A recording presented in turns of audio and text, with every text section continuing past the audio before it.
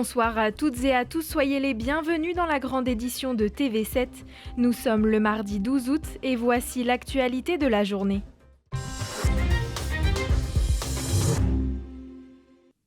Vous faites peut-être partie des habitants impactés par ce chantier. Depuis le 7 août, les travaux sur la ligne A du tramway perturbent la circulation entre Mériadec et Sainte-Catherine. 4 stations en plein cœur de ville sont à l'arrêt. De nouveaux travaux qui impactent sérieusement les commerçants, déjà fragilisés par le chantier du pont de Pierre et l'aiguillage des lignes C et D. Reportage signé Tristan Lambert. À la station de l'Hôtel de Ville, les quais sont déserts. Depuis près d'une semaine, plus aucun tramway ne passe ici.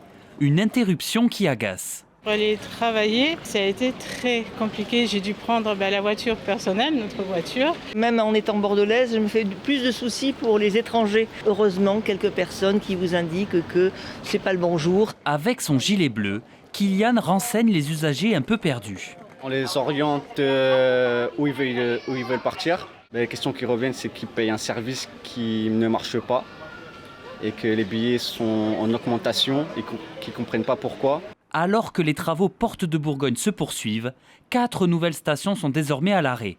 Place du Palais, Sainte-Catherine, Hôtel de Ville et Palais de Justice. Selon TBM, ces coupures sont nécessaires pour réaliser des essais sur les systèmes d'énergie de la ligne et plus particulièrement sur l'alimentation par le sol.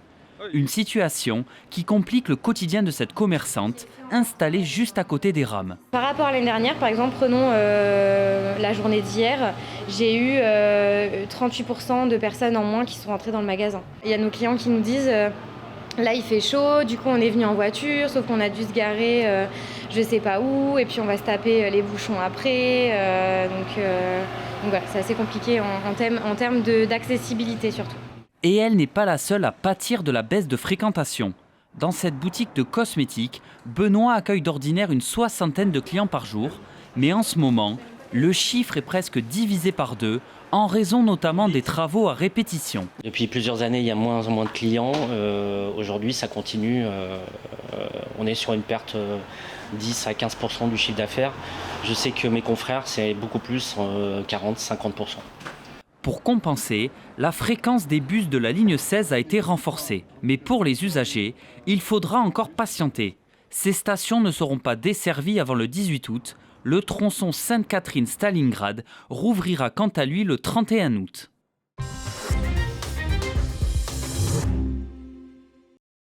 Record de température battu hier à Bordeaux avec plus de 41 degrés. Et aujourd'hui encore, les fortes chaleurs se sont faites ressentir en Gironde. Pour la journée de demain, le département repasse en vigilance orange comme toute la région Nouvelle-Aquitaine, à l'exception des Pyrénées-Atlantiques, de la Charente-Maritime, des Deux-Sèvres et de la Vienne. Les températures resteront élevées l'après-midi avec plus de 30 degrés à Bordeaux.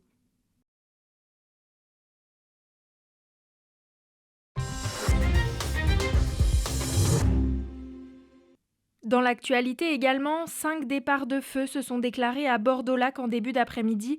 De petites surfaces sont touchées entre 200 et 400 mètres carrés. L'occasion de rappeler que le département de la Gironde reste placé en vigilance rouge feu de forêt pour la journée de demain. Les restrictions en vigueur continuent de s'appliquer. Interdit donc de se balader en forêt de 14h à 22h, d'utiliser des outils de débroussaillement ou de brûler des déchets verts.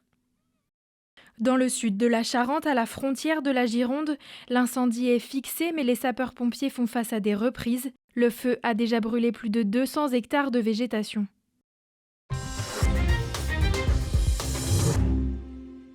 Et malgré les températures élevées, c'est un espace aquatique dont les Bordelais ne peuvent pas encore profiter.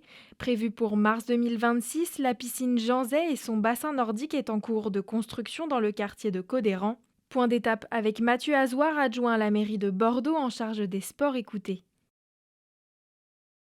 Dans un chantier, il y a toujours évidemment quelques aléas, et des aléas, c'est une canicule par exemple, et quand il fait 40 degrés, on ne sait pas produire du béton, donc il y a ces moments qui font qu'on peut avoir quelques retards, mais dans un chantier global, ces aléas sont pris en compte dans un calendrier, et elles ne remettent absolument pas en compte le délai de mars 2026 pour la livraison. Là on le voit derrière nous, on a le bassin qui est en cours de réalisation. Ensuite viendra la pose de la charpente, ensuite la pose aussi du bassin inox. C'est un budget de 9 millions d'euros, qui a été voté.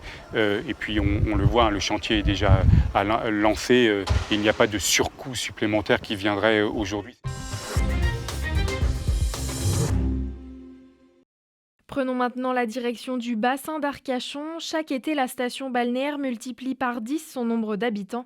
Pour faire face à cet afflux de touristes, la police municipale a été renforcée. Près de 40 agents traquent les actes de délinquance et les incivilités pendant l'été, grâce aux 60 caméras disséminées dans les lieux les plus fréquentés de la ville. Reportage. Dans la salle de contrôle de la police municipale d'Arcachon, c'est l'ensemble de la ville balnéaire que surveillent les agents. 60 caméras disséminées dans la commune, notamment dans les lieux les plus fréquentés, comme la jetée de la Grande Plage. Le vidéopérateur vient de repérer quelques jeunes qui ont sauté ou plongé de la jetée. Pour nous, c'est interdit. C'est une infraction de 150 €. Ces jeunes seront verbalisés par les équipes de terrain. Ils sont près de 40 policiers municipaux pendant l'été, dont 13 saisonniers, qui traquent les actes de délinquance et les incivilités. Ça peut être vol, agression, ou après ça peut être aussi simplement des petites incivilités, hein, les gens qui se baladent torse nu, des dépôts de déchets sur la voie publique, des jets de canettes, les mégots, les infractions des cyclistes. On a un panel très important. Les cyclistes sont notamment rappelés à l'ordre quand ils restent en selle. L'été, forcément, à compter du 1er juillet jusqu'à la fin août, on va avoir énormément de monde. Donc il y aura un gros travail de sensibilisation aussi à faire, voire de répression pour toujours les récalcitrants. On vient depuis des années et au moins on se sent en sécurité. Je comprends que l'afflux de touristes peut poser problème, mais en règle générale, franchement, je trouve que c'est assez calme. Et on ne peut pas dire qu'on se sent dans un univers particulièrement insécure. Donc bon, il y a peut-être d'autres urgences ailleurs, j'en sais rien, mais enfin c'est le budget de la municipalité. Pour le maire d'Arcachon, l'investissement en moyens et en personnel est indispensable pendant la saison estivale. Nous sommes une ville absolument organisée, sécuritaire tout au long de l'année, mais compte tenu de l'affluence de l'été, où nous multiplions notre population par 10, il faut renforcer les moyens sécuritaires, notamment en policiers municipaux. Nous sommes aidés d'ailleurs avec la police nationale qui affecte des CRS pendant 2 mois, juillet et août, sur le territoire arcachonnais. L'an prochain, de nouveaux moyens seront affectés à la sécurisation de la ville balnéaire. Le nombre de caméras de surveillance passera à 90.